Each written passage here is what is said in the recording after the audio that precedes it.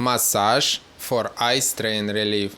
We are talking 12 hours plus of screen time a day. Instagram scroll and then just one more episode binge that somehow turns into 4. Eye strain has become the modern person unwelcome twin, right alongside back pain. The American Optometric Association calls it computer vision syndrome, and it's as real as an unpaid parking ticket you are pretending doesn't exist. Symptoms include dry eyes, blurred vision, headaches, and feeling like someone is slowly tightening a belt around your eyeballs and making them elongate. Eyeballs have muscles and they're exhausted. Here's the science. Your eyes have 6 tiny eye muscles that help them move and focus.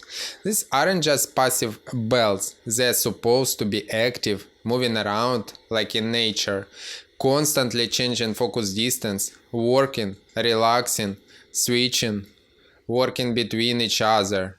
Little overachievers.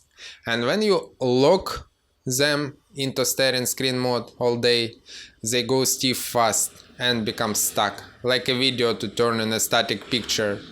Eyes need motion. Ever feel like your eyes are tired but you haven't done anything? That's because they're holding a pose like a statue in a staring contest with your monitor. The fix.